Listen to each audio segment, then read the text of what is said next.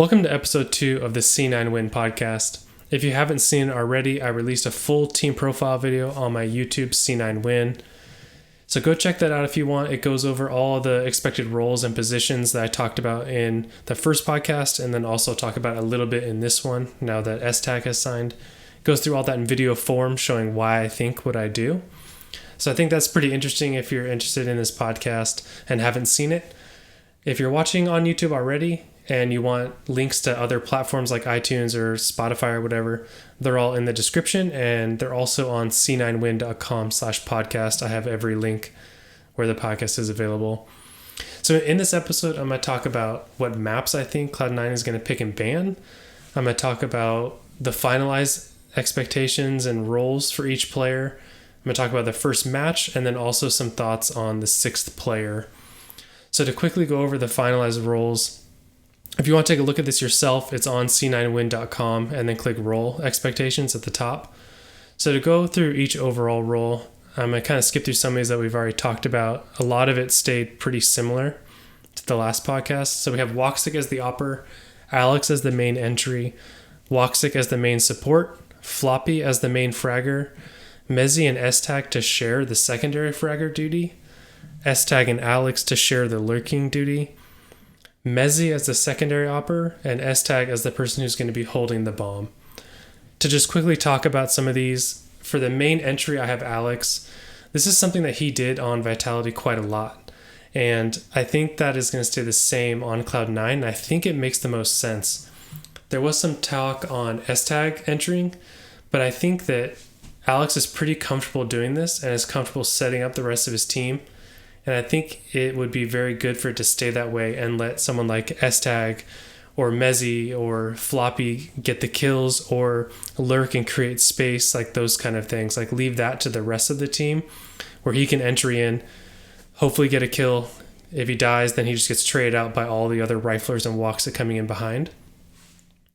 And I think that Floppy is going to be the main fragger on the team. I think they're going to set him up really well to make sure that he stays very comfortable. He gets his defensive spots that he's used to.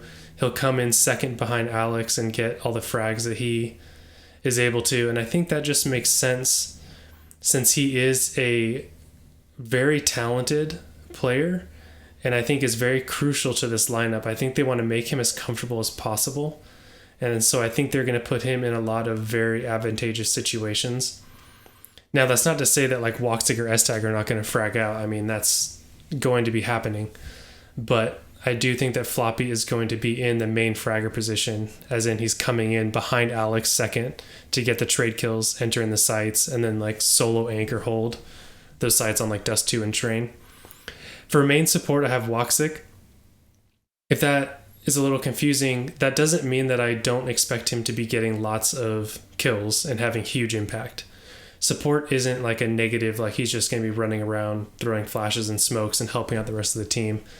I more mean it like when they're entering in a site on T side, he's going to be the one using the utility first to get the riflers in, to get Alex in, to get Floppy in, to get Mezzy or es3tag in.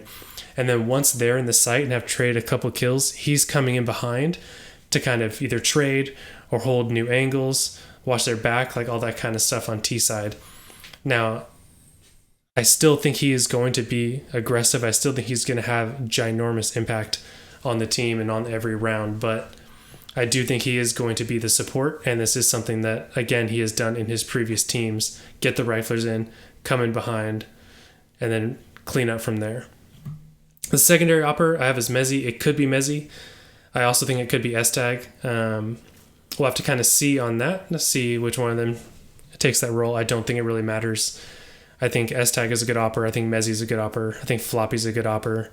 I think anyone who picks this up as a secondary opper would be fine. I just don't think it's going to be Floppy because I think they're going to want him anchoring sites. And you don't really want to anchor with an op. So I think it's going to be one of the other two players.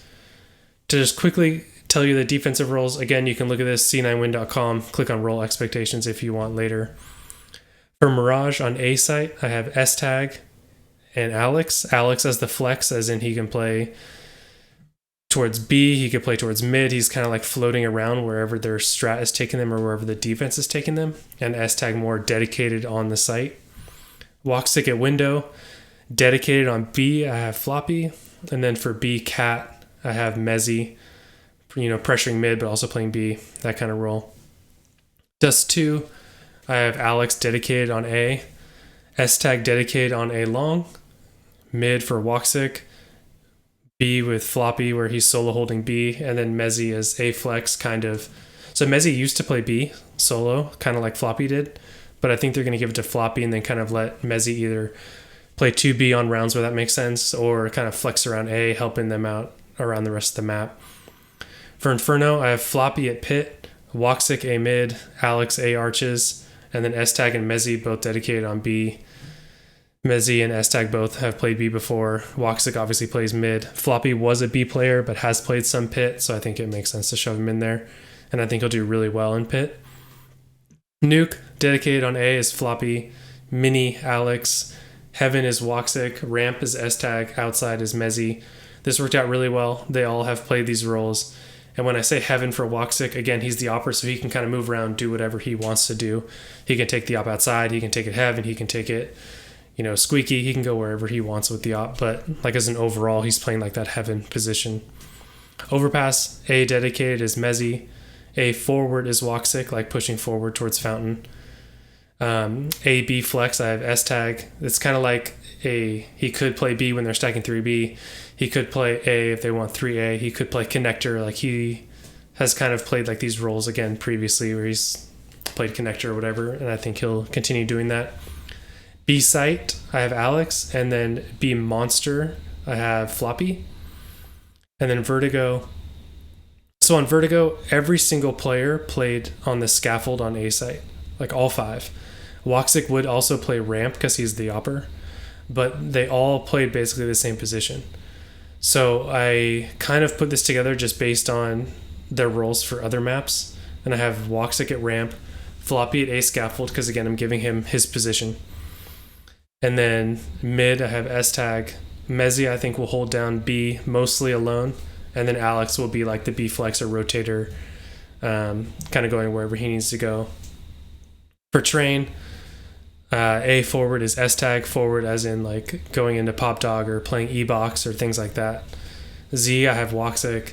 Ivy is Mezzy, and again, if he's the secondary opper, Mezzy would take that op. Ivy.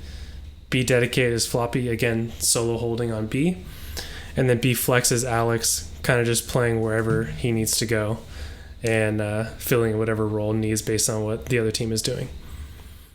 So now I'm going to talk a little bit about the roster as a whole. Oh, so obviously this is all speculation when I'm talking about the roles. Like anything could change, and when people have asked the players, they don't even know what roles they're playing, or at least that's what they're saying. So this is all just speculation, just based on their history. When they get together, like anything could change. So we'll just have to see what ends up happening when they all get together. But this is what I expect based on all the demos that I watched. So to talk about the roster as a whole, I think the roster actually fits together very nicely, especially when I was going through the defensive positions. It's partially because Alex is so flexible, he can kind of play any position, but they seem to slot in defensively very well. And I think even offensively, it kind of just makes sense. I think that the biggest question mark is going to be who is lurking, because I think Mezzy could be a very good lurker. es3tag I've seen lurk. Floppy I've seen lurk, and Alex has even done it some too. So the biggest question mark, I think, is seeing who takes that lurk spot. But I do think that we're going to have a lot of firepower on offense with Alex going in first and everyone coming in behind. And I think that they're going to have some really nice map control and executes as a team. So I think they fit very well together. They're all very flexible, which you could see as like a bad thing of like they're all not very good at a role. But while they're being flexible, I all think that they can excel. I also think that Henry did a really good job of making sure that the team doesn't have too many stars. And this is something like, especially if you look at like the history of sports of like NBA and stuff like that, when new ownership or new manager takes over, they want to bring in a ton of stars. And I've talked about this before, but it's hard not to just bring in like all these names and just build based on like, you just want the most absolute talent possible. But the biggest problem with that is you end up with these star players who are then put into roles that they're not used to. They're used to being the star. They're used to getting a bunch of kills. They're used to doing these things. And now they're not. They're kind of put into a supportive role, or they're not the first person in to get the trade frags. They're now the third person in. And it kind of just can mess up chemistry, can mess up expectations, motivation, etc.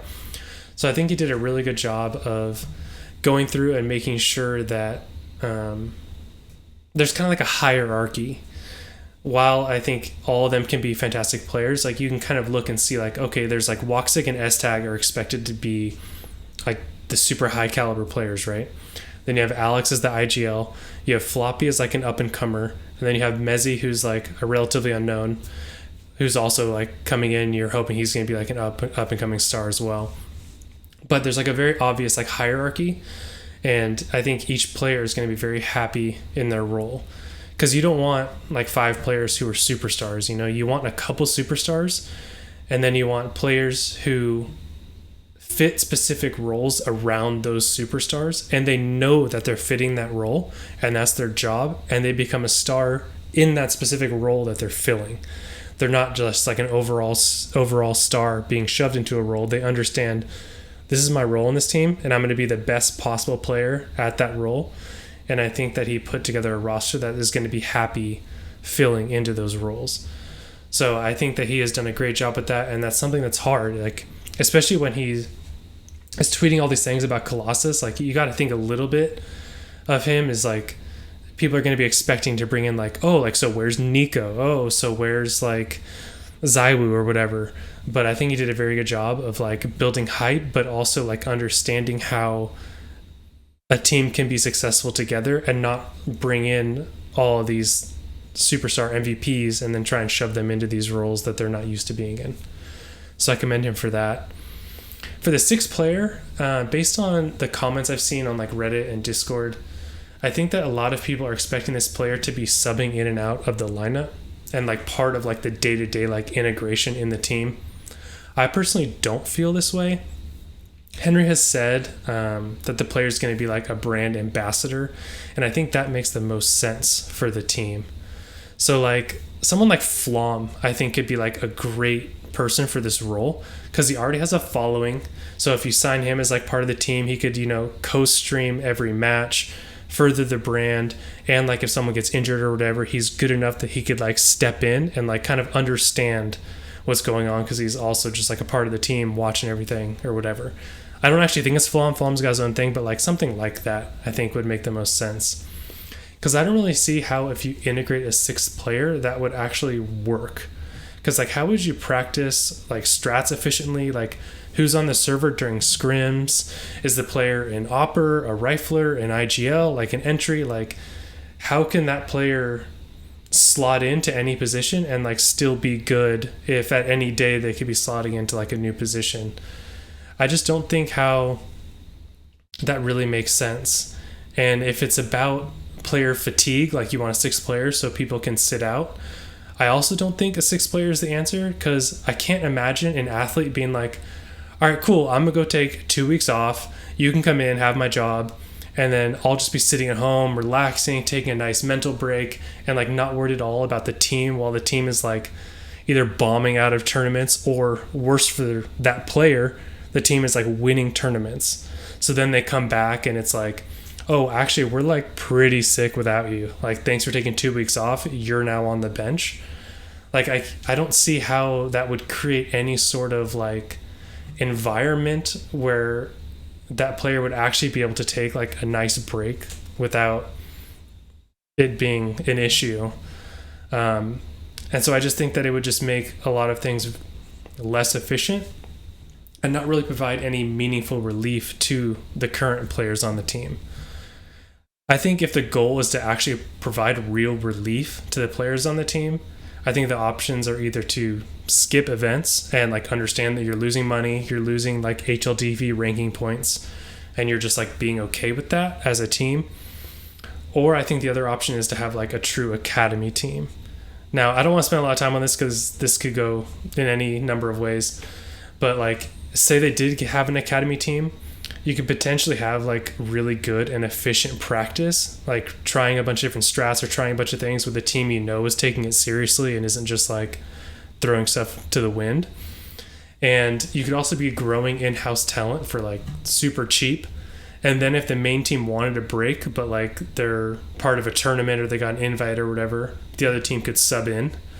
So like say the 9-to-5 tournament that's like supposed to be next week, if they had been playing all year, they want a break.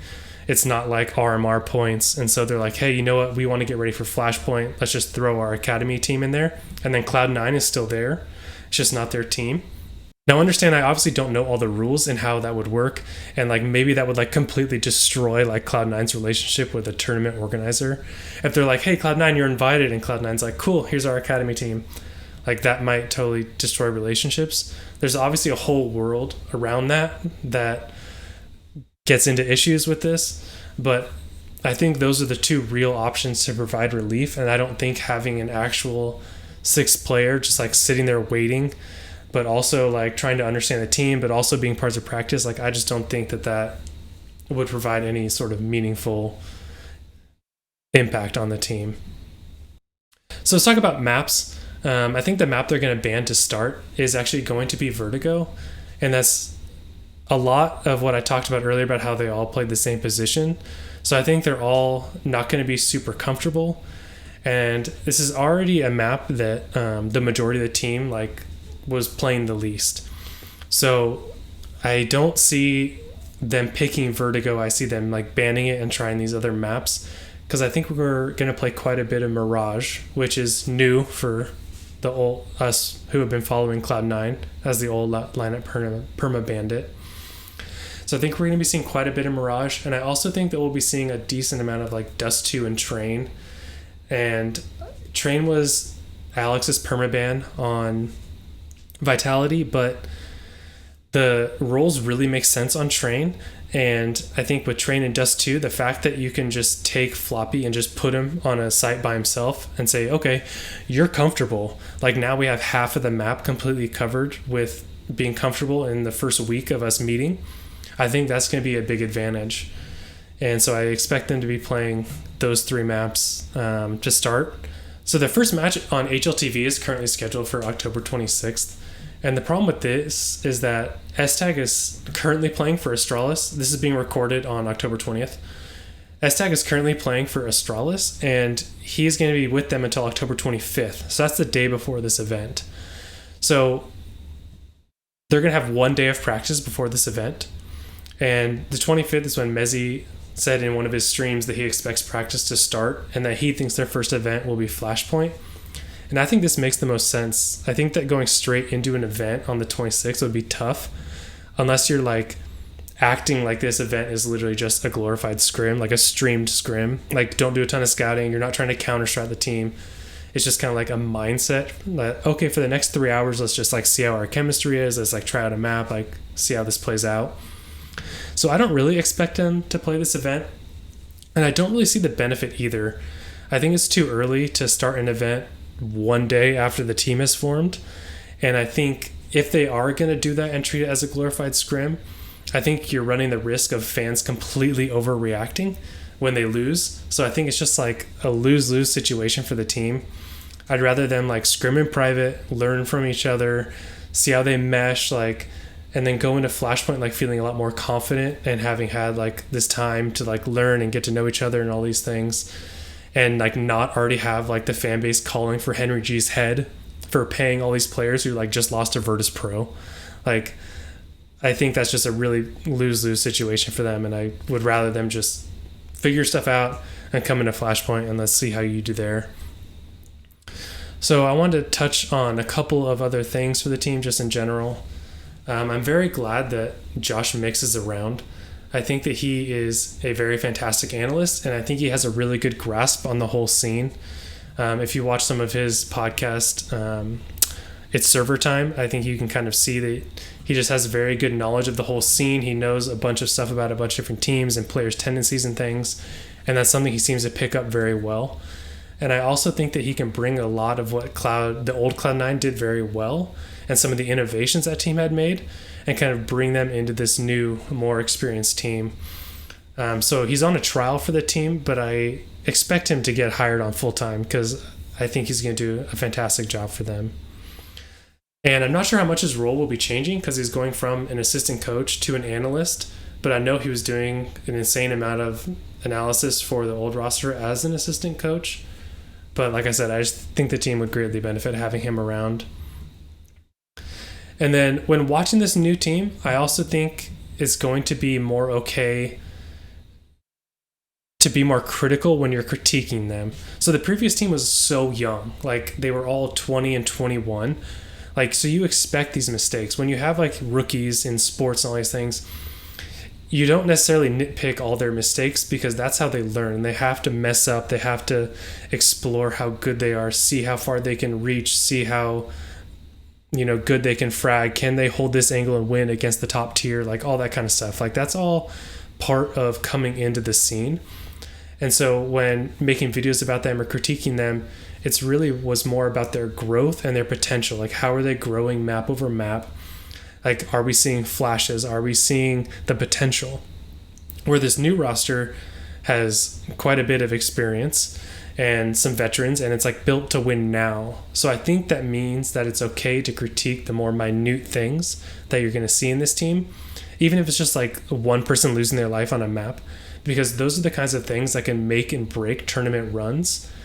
And the expectations of the lineup have like completely changed, because even though they have Mezzi and Floppy, they now have these pillars to stand on the rest of the team, because the rest of the team has years of LAN and other experience, whereas before in the roster, none of them did. So none of them had like this pillar to stand on and say like, okay, what do we do? And that person who's like calm and has been through every single situation, knows all the time what to do. Now Mezzi and Floppy do. And so I expect more from them and them to make more right decisions. And when they're making wrong decisions, I think it's more okay to be more critical of those. The last thing I wanted to give my thoughts on was about people saying that es3tag is overpaid. So the thing about es3tag is when you're making these signings, like, again, we're talking about the NBA because I love the NBA, and it's so similar to CSGO, it's crazy. But when you're looking at like making these signings, so say in the NBA when there's like a whole free agent pool, right? There's all these players that are available to be signed. The top ones always get the max contracts and they get signed to teams. And then the teams that are left over who didn't make those signings have like what's left. And depending on how much is left of a certain position, those players can get paid much higher than they normally would. So for example, if there's only like one or two riflers who are available in CSGO right now, their price is going to be much higher than if there was like an off season and 10 rosters got dropped and there's just like a bunch of riflers. So es3tag being overpaid, it's not really a matter of salary and like, is he worth this or whatever, but it's also a huge matter of the market where they have these players. They have two really cheap players. They have two veterans who are paid quite a bit, and then they need one more big piece, right? So where are they going to find that big piece? They're not getting Simple. They're not getting ZywOo. They're not getting any of these other giant names. So when they're looking down the list, they're trying to get the best player possible for something that's in their budget. So they obviously had this budget, and they felt that he was the best player possible. And so rather than trying to like get him for a lower salary, which I'm sure they tried to do, but Astralis also looks at the scene and says, oh, you need this player? Like, I look at the landscape and I don't see players as good as him available, so we're going to make you pay this much. And that's kind of just like the economics of how that whole thing works. And again, it's not dissimilar to the NBA, where if you have a huge need at point guard, but there's only 2 point guards available, like, you're going to end up paying more for that point guard than you want to, just based on the fact that you need one and there's only a couple left, so there's bidding wars and all these other things going on, which gets into a whole another thing. I would love to have like more salaries open. I'd love to have like free agency. I'd love to have like trades. But that's like a whole nother world that like I dream that CS goes to, because imagine the CS content and how much it would be talked about if there was these structures in place where like teams had a max salary, salaries were guaranteed, salaries were part of like a structure, so like you could sign 3 years this or whatever, and then teams could like trade with each other. Maybe there's a whole academy league where every team has an academy, and so you can say like, hey, I'm gonna trade you es3tag, but you need to give me like OC and then 2 prospects from your academy team or whatever. Like, could you imagine how much cool content there would constantly be of like trade rumors, of making your own trades, all this kind of stuff, rather than just kind of like these arbitrary feelings of like, hey, who should Cloud9 get? I don't know. Let's pick this person from this team. Let's pick this person from this team, with no idea if they're available, no idea if their salaries would work, no idea if they'd fit into any sort of like budget or whatever. Like that would be so cool to have. I would absolutely love to have like a system like that, because it would just be so fun to talk about CS like constantly. But that's a pipe dream. I don't know if that's ever coming. We'll have to see. But so es3tag, I don't think he's overpaid. I think he got paid what he should be paid based on the fact that Cloud9 needed a player like that. Astralis had one. They knew there wasn't a lot available, and so that's what he got paid. And at the end of the day, like, if you're thinking like, oh my gosh, like Cloud9 just super overpaid for this player, like you should be so happy that your organization is willing to spend so much money that you think they overpaid for a player. Like that's a fantastic spot to be in when orgs are just like falling out of Counter-Strike. Your org is like, nah, we're not falling out. We're going to pay this person so much money that you're going to talk about like, oh my gosh, he's overpaid. Like that's really cool. Like I love rooting for an organization who's willing to spend and put in the time and put in the effort to get the roster that they want and that they feel is going to compete. So take that as a sense of pride when people are saying that he's overpaid. Be like, yeah, my org's doing it. What's your org doing? Like, I think that's cool. So that's it for this episode. If you haven't already, check out my team profile video, like I said, on my C9WIN YouTube channel. Follow me on Twitter at Cloud9_win. I'll for sure have a podcast after Flashpoint or whatever their next matches are. If they play 9 to 5, I'll have one after 9 to 5 before Flashpoint. And if we get any more information that's interesting between then, I'll come out with one. If not, I'll see you after Flashpoint. Thanks for listening. I'll see you next time.